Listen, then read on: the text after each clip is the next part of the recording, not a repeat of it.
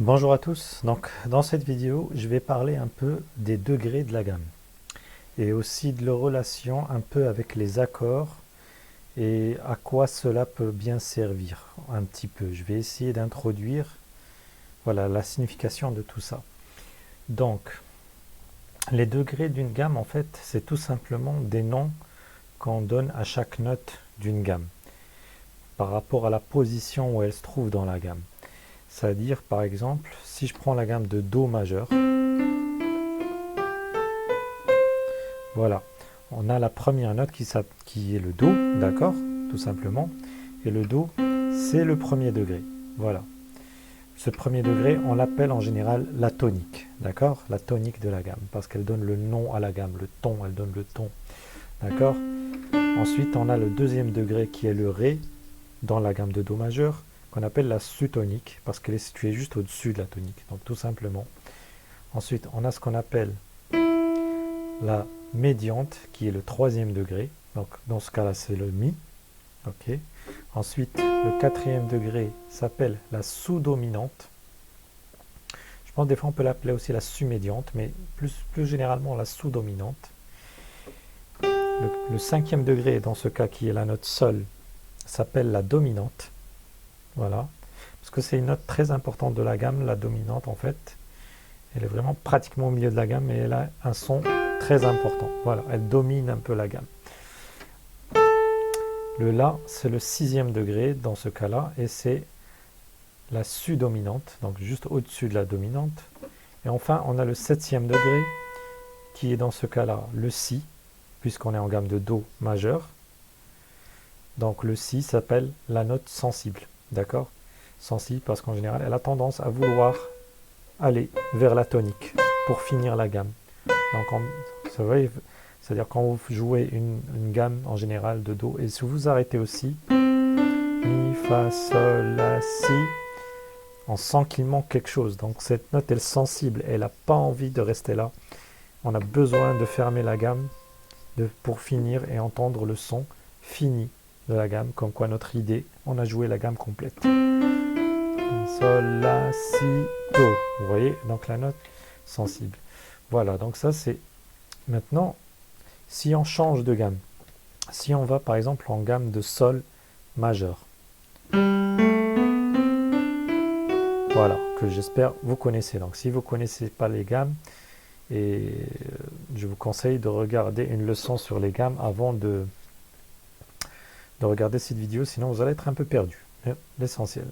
Donc si vous connaissez vos gammes, donc ça c'est la gamme de Sol majeur. Donc là, la position des degrés change, donc les degrés changent. Sont donc tout à l'heure le premier degré c'était le Do, maintenant le premier degré sera le Sol tout simplement. Voilà, c'est aussi simple que ça. Donc la première note de la gamme de Sol majeur c'est Sol, donc c'est là c'est le premier degré et comme on a dit ça s'appelle la tonique. Deuxième degré, troisième degré, quatrième degré, cinquième degré, sixième degré, septième degré le Fa dièse bien sûr parce que dans la gamme de Sol majeur on a un Fa dièse et non pas un Fa naturel. Donc ça c'est la note sensible, le septième degré. Et ensuite pour finir la gamme, on revient à la tonique, tout simplement. Donc ça ce sont les degrés. Bon, c'est quelque chose qui n'est pas marqué dans les partitions et c'est quelque chose en général que vous marquerez en chiffres romains pour analyser des fois les chansons. Ce qui est préférable, on préfère les marquer en chiffres romains.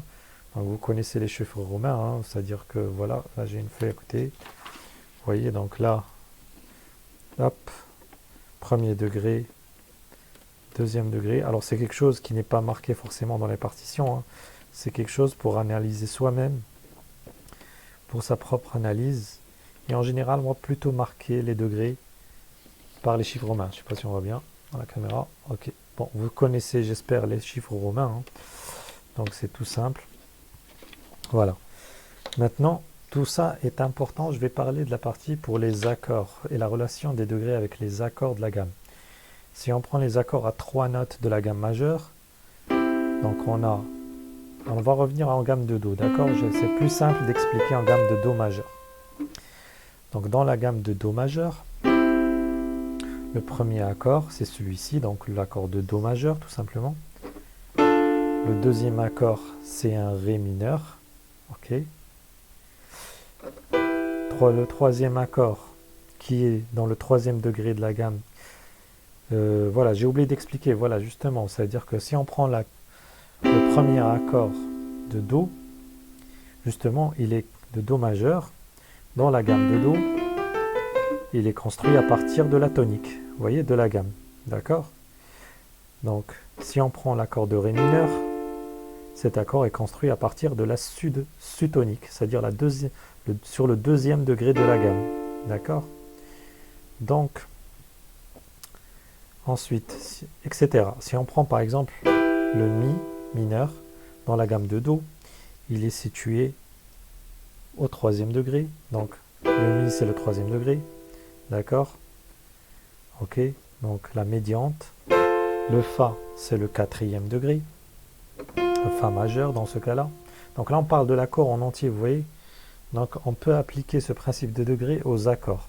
C'est-à-dire que quand on a un accord, on essaie de voir dans quelle position il se trouve par rapport à la gamme. Donc quand vous jouez une chanson, vous analysez une chanson, vous devez savoir dans quelle gamme vous êtes, savoir s'il y a des modulations. Alors ça, c'est un peu plus avancé, mais bon. Voilà, c'est-à-dire par exemple une modulation, c'est tout simplement des fois dans des chansons, on peut changer de gamme pendant la chanson. On peut commencer dans une gamme de Do par exemple, et à un moment la chanson peut partir en gamme de Sol, en plein milieu, et après peut-être revenir au Do, ou bien partir dans sa relative mineure. Voilà, désolé si je dis des termes un peu techniques, mais voilà, j'espère ça vous donne une idée à peu près de l'importance des degrés. Donc j'étais arrivé au Sol, donc voilà, donc Sol sera le cinquième degré de la gamme de Do majeur. Donc ça, le Sol majeur. Le sixième degré, ça va être un La mineur. Et le Si, ça c'est un accord diminué. Voilà. Donc bien sûr, alors je ne vais pas rentrer dans les détails ce que c'est qu'un accord majeur, mineur. Voilà, je ne veux pas mélanger les leçons, donc vous devez voir chaque chose indépendamment. Ok. Maintenant, si on prend par exemple une progression d'accords. Imaginons dans une chanson qui est en Do majeur par exemple. Vous voyez? Par exemple, disons pour 4 mesures, on est en Do. Et après, par exemple, elle partirait en La mineur. Et après, on part en Fa. C'est une progression très classique. Et après, on part en Sol. Donc là, c'est assez simple de voir les degrés hein, en Do. Donc là, on est sur le premier degré, vous voyez, de la gamme. Et ensuite, quand on part au La, on est sur le sixième degré. Ensuite, quand on part au Fa, on est sur le quatrième degré. Et pour le Sol, on est dans le cinquième degré. Voilà. Donc cette progression s'appellerait 1, 6, 4, 5. Vous voyez? Voilà. Voilà. Donc pour l'instant, je vais m'arrêter là. Je vais essayer de faire plusieurs vidéos sur ce sujet parce qu'il y a beaucoup de choses à dire et je ne veux pas trop remplir la vidéo et dire trop de choses dans une seule vidéo. Donc ce que vous pouvez faire, c'est peut-être poser des questions dans les commentaires. Et si vous avez mal compris quelque chose, et je vais essayer de faire régulièrement des vidéos pour expliquer et discuter un peu de tout ça, ou bien d'autres choses si vous avez une proposition d'un sujet qui vous intéresse en musique, ben je vais essayer de le traiter si jamais j'ai assez de connaissances pour cela, pour le faire. Donc merci d'avoir regardé la vidéo et je vous souhaite une bonne fin de journée, une bonne fin de soirée, comme vous voulez, et à bientôt. Merci.